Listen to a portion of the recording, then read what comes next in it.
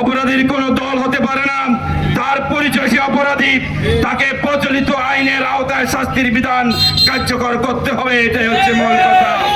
আজকে পরশুরামবাসীকে এবং মিডিয়ার মাধ্যমে পরশুরামকে সহ পুরো বাংলাদেশকে জানিয়ে দিতে চাই, আজকে যে বিষয় নিয়ে পরশুরামে উপজেলার সামনে আমরা প্রতিবাদে দাঁড়িয়েছি, ২৪-এর আন্দোলনের পরে এত ত্যাগ তিতিক্ষা রক্তের অর্জিত নতুন করে স্বাধীনতার পরে আবার এরকম একটি দাবি নিয়ে আমরা দাঁড়াবো, এটা চিন্তা করতে পারি নাই।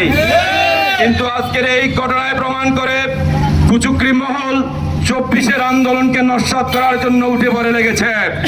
আজকে বিভিন্ন বক্তারা যে বক্তব্য দিচ্ছে, সকল বক্তার সাথে একমত পোষণ করে আমি বলতে চাই, অপরাধীর কোনো দল নাই, অপরাধীর কোনো দল হতে পারে না, তার পরিচয় সে অপরাধী, তাকে প্রচলিত আইনের আওতায় শাস্তির বিধান কার্যকর করতে হবে, এটাই হচ্ছে মূল কথা।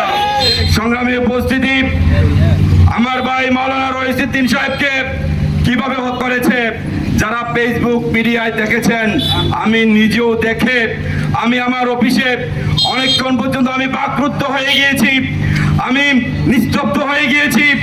আমি চিন্তা করেছি যে যেই দেশে 12ই এপ্রিলের নামে লক্ষ লক্ষ মুসলমান সেই ফিলিস্তিনে নৃশংস হত্যাকাণ্ড দেখার কারণে লক্ষ লক্ষ মুসলমান একত্রিত হয়ে প্রতিবাদ করে, সেই মানুষের জায়গায় রইসের মতো মাওলানা আপনার হত্যা শিকার হয় নৃশংসভাবে।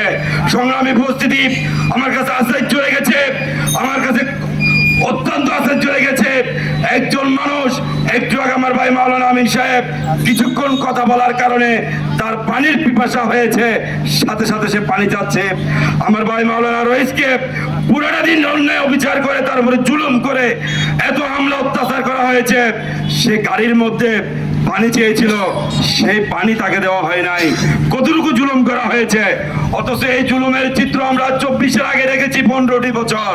এই চিত্র দেখে আমি স্পষ্ট বলতে চাই, এই থানায় যারা এই কাজটি করেছে তারা অবশ্যই সেই ফ্যাসিস্টের দোষর, তাদেরকে ফ্যাসিস্টের দোষর হিসাবে স্বীকৃতি দিয়ে তাদেরকে অনতিবিলম্বে বিচারের আওতায় আনতে হবে। কারণ এই ধরনের পুলিশ যদি থাকে তাহলে 24-এর আন্দোলন বৃথা, 24-এর রক্তাপ, 24-এর সফলতা আসবে না।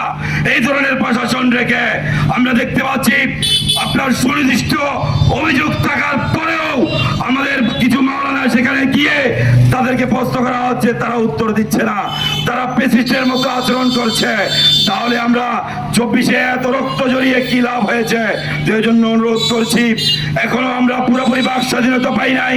বারবার যদিও দেশের মানুষ রোধে যদিও আন্দোলন করে, কিছু সংখ্যক মানুষ ক্ষমতালোভী মানুষ ক্ষমতার মসনদে যাওয়ার জন্য চক্রান্ত করে এই সকল আন্দোলন, এই সকল ত্যাগগুলোকে নস্যাৎ করে দেওয়া হয়।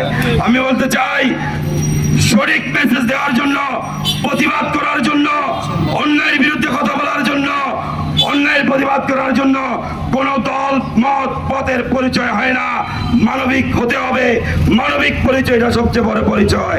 আমি আজকে এখানে দাঁড়িয়েছি, আমি যদিও যুব দলের আহ্বায়ক বা জাতীয়বাদী যুব দলের রাজনীতি করি, কিন্তু আমি একজন মানুষ, আমি একজন মানুষ হিসাবে দাঁড়িয়েছি।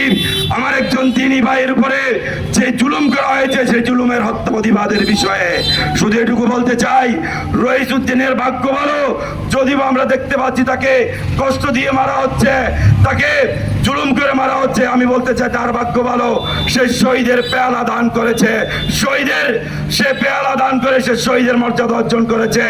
আমাদেরকে আজকে এই অবস্থায় রেখে আমাদেরকে ইমানি পরীক্ষার জন্য দাঁড় করে দিয়েছে। আজকে আমরা যারা চুপ রয়েছি, আজকে আমরা যারা কথা বলছি না, আজকে আমরা যারা প্রতিবাদ করছি না, আজকে আমাদেরকে যে ইসলামের লেবাসে, যে ইসলামের পরিচয় আমরা আজকে আদর্শ বাস্তবায়ন করতে চাই, আমরা সেই আদর্শ থেকে বহু দূরে আমি মনে করি